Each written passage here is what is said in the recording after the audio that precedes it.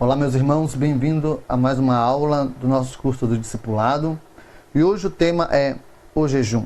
Pegue lá sua apostila e me acompanhe nessa leitura. Introdução.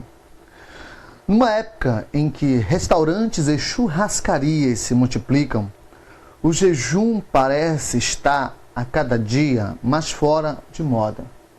Por essa razão e por ignorar o que as Escrituras ensinam sobre o assunto, muitos cristãos tornam-se céticos com relação ao jejum.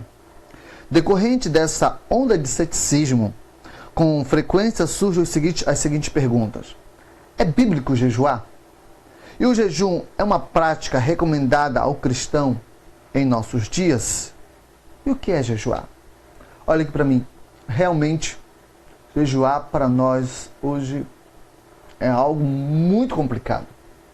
Porque por onde quer que você vá, você é atraído pelas comidas gostosas, pelos fast foods da vida, pelas lanchonetes, a variedade de sanduíches, de pratos maravilhosos. E muitas vezes nos falta, eu poderia até dizer, nos falta a coragem e a determinação para fazer o jejum. Mas o jejum ele é bíblico e é importante para a nossa vida espiritual.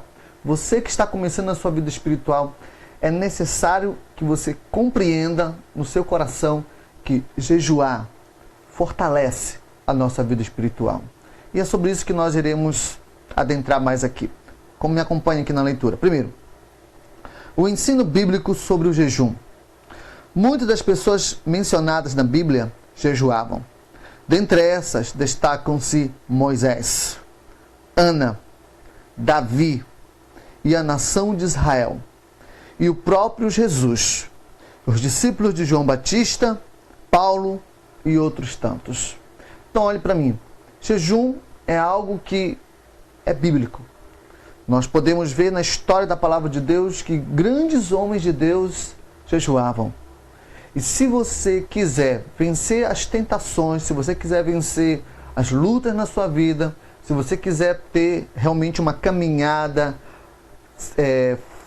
determinada em agradar o coração de Deus, será necessário que você se preocupe em jejuar. Porque os homens bíblicos nos deram o exemplo. E eles venceram diversas lutas porque eram homens capazes de se dispor a jejuar.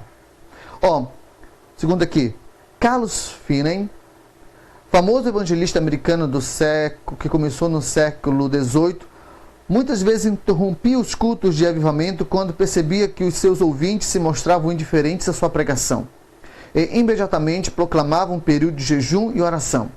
Quando notava que Deus começava a despertar os corações, reiniciava suas reuniões. Então, os grandes movimentos, Carlos Finney aqui foi um dos grandes avivalistas que a história nos fala que temos ali nos Estados Unidos.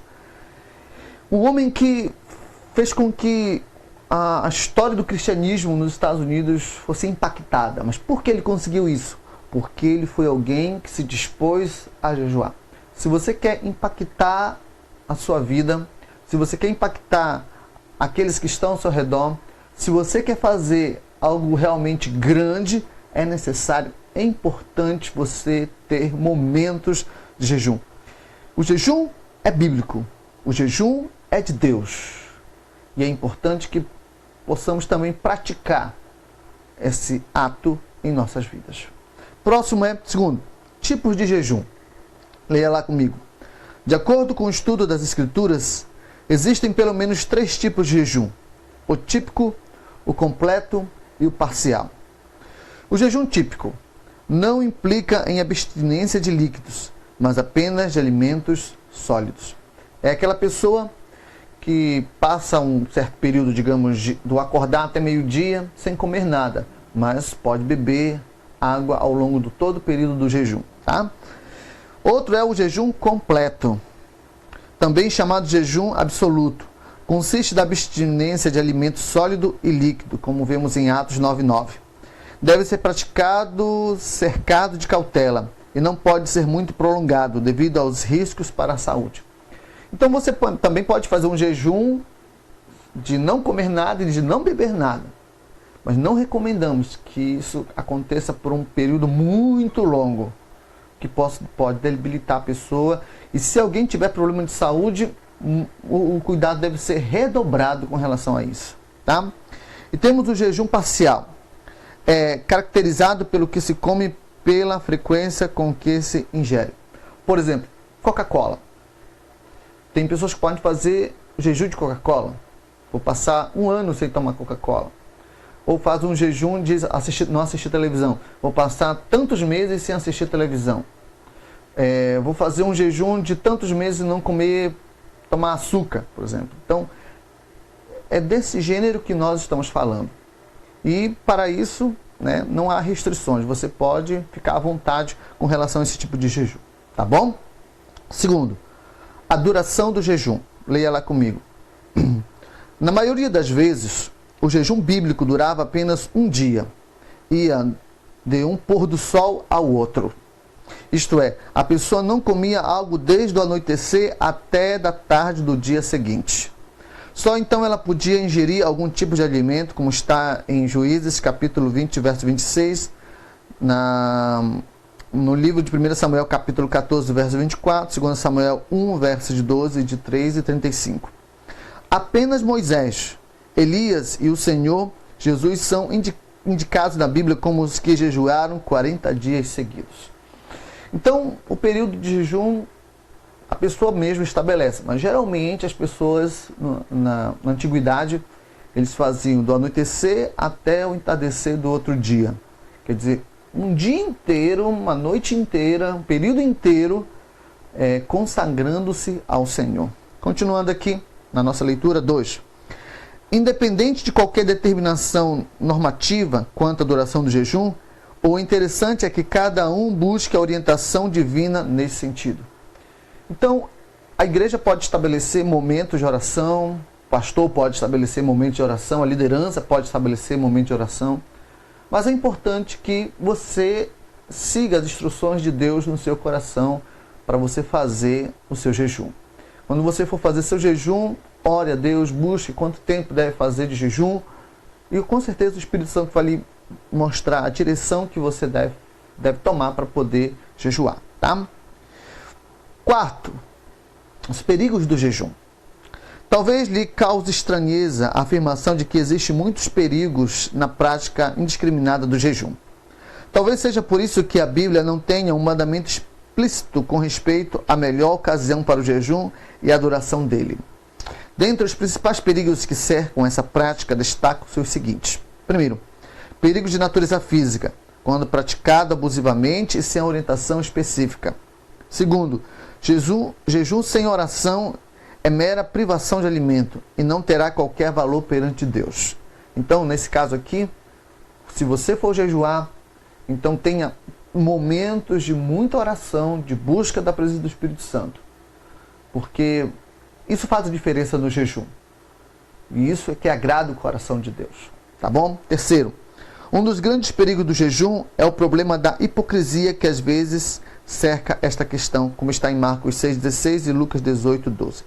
Tem pessoas que se envaideciam com relação ao jejum. Estou fazendo jejum, estou aqui me consagrando ao Senhor, mas que o nosso jejum seja feito com sinceridade. Não para mostrar para o pastor que você jejua, não para mostrar para os líderes que você jejua, mas que você guarde isso para você mesmo. Leia lá o texto bíblico e você vai compreender melhor o que Jesus quis demonstrar com isso. Tá bom?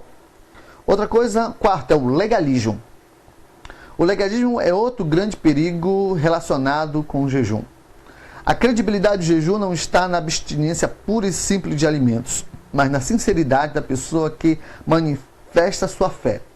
Ao privar-se de alimentos, o fato de algumas pessoas o praticarem apenas por legalismo não invalidam o jejum. Quando alguém crê que Deus será louvado pela consagração de seu corpo pelo tempo passado em oração e pela abstinência de alimentos, seu jejum torna-se um ato de fé. Então, há pessoas que infelizmente fazem jejum sem sinceridade. Fazem jejum porque o pastor mandou, fazem jejum porque a igreja mandou, porque o líder mandou.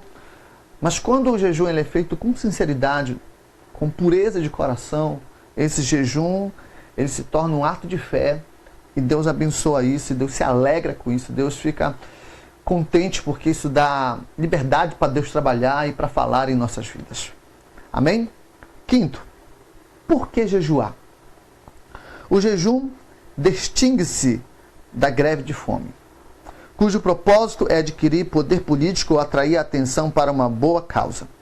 Distingue-se também da dieta de saúde, que acentua a abstinência de alimento para propósitos físicos e não espirituais.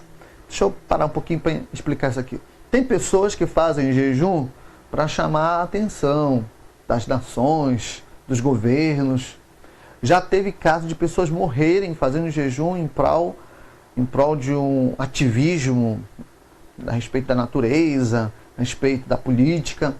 Mas esse não é o propósito do jejum bíblico. E também não é o propósito fazer jejum para emagrecer. Você está um pouquinho aí fora de forma, ou fazer uns jejuns aí para emagrecer.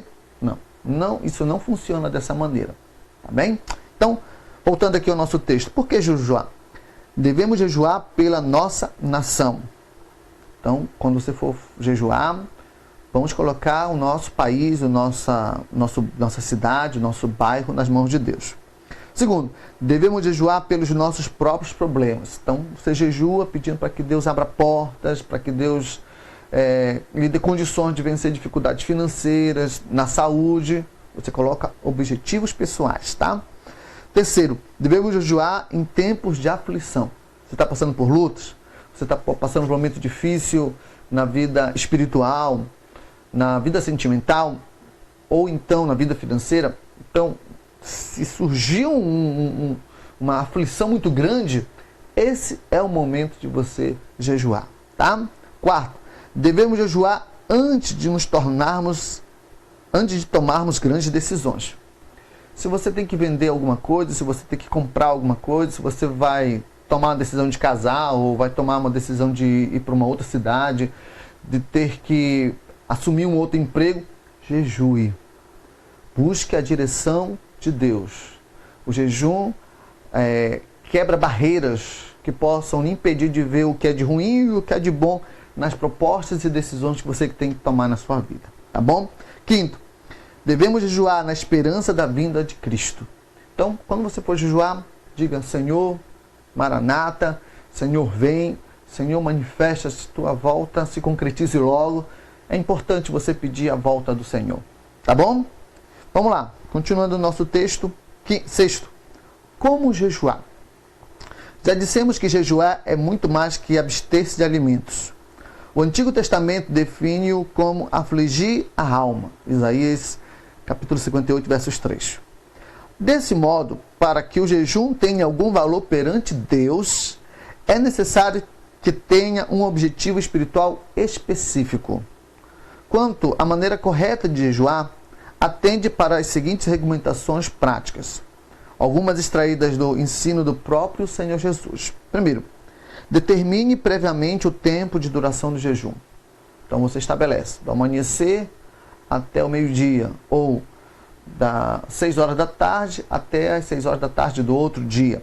Você decide. Segundo, comece abstendo-se de alimentos apenas sólidos. Como você está chegando agora na igreja, se você não tem muita prática do jejum também, então apenas comece com coisas sólidas. Não comer pão, não comer isso, não comer carne. Beba água, tá? Não abstenha-se da água enquanto você está começando a fazer jejum, tá? Quarto, terceiro, né? Planeje algum tempo de oração durante o jejum. Então, se você tem tempo entre as 10 e as 11 para estar em oração, então tire esse tempo. Se o seu tempo é só à tarde, então tire esse tempo. Mas é importante que você tenha um momento dentro do jejum para buscar a oração, e eu recomendo também a leitura da palavra de Deus, tá? Outra coisa no jejum é que, quarto, se deve ter lugar ao arrependimento no seu coração. No momento do jejum, arrependa-se de certas atitudes malignas ou certas coisas ruins que tenham acontecido na sua vida. Quinto, escolha alguns versículos bíblicos para meditação. Nós já falamos a respeito disso. Sexto, jejue com um propósito específico. Então, defina o que você quer com esse jejum. Tá? Outra coisa, jejue com a atitude de perdão. Esteja disposto a perdoar, esteja disposto a arrancar do seu coração o rancor, a mágoa, toda a soberba, a arrogância. Essas são coisas que infelizmente não edificam nossas vidas. E no jejum se pode pedir a libertação desses sentimentos. Tá bom? Oitavo, jejue, não como os hipócritas, como diz Mateus 6,16. Como jejuam os hipócritas? Nos dias de Jesus, eles praticavam contristados, com o rosto desfigurado, como forma de dar um entender aos homens que jejuavam. Ficavam assim meio tristes, aparentar uma certa piedade. Alguém pode chegar e perguntar: ei, você está diferente? Eu estou jejuando. Você não precisa ficar contando para os quatro ventos que você está jejuando. Então, pare de hipocrisia, tá bom? Faça um jejum com a intenção apenas de honrar a Deus. Nono, jejue divorciar de falsa piedade. Porém, Mateus 6, 17, 18 diz: porém tu, quando jejuares, unge a tua cabeça e lava o teu rosto, para não pareceres aos homens que jejuas, mas a teu Pai que está oculto, e teu Pai que vê em oculto te recompensará. Comentamos sobre isso. Então é importante que você não aparente aos outros que você jejua, tá? Então, embora os aspectos físicos do jejum deixem-nos tantas vezes curiosos, jamais devemos nos esquecer de que a principal obra do jejum bíblico está no reino espiritual. Quer dizer que a intenção do jejum bíblico é entrar no mundo espiritual e combater todas as obras malignas no âmbito espiritual para que você seja abençoado, tá? Concluindo, o jejum é uma arma potente, nem todos podem usá-la. Simples resistência física não significa aptidão para o jejum. O jejum não tem absolutamente sentido sem fé em Deus, de um pensador indiano. Então o que acontece? Todas as religiões, até comentando a respeito disso, todas as religiões veem o jejum como algo importante. Mas o cristianismo vê o jejum como uma maneira de nós buscarmos maior santidade, intimidade e relacionamento com Deus. Tá bom? Que a partir de hoje você possa levar a sério o jejum para crescimento da sua vida espiritual.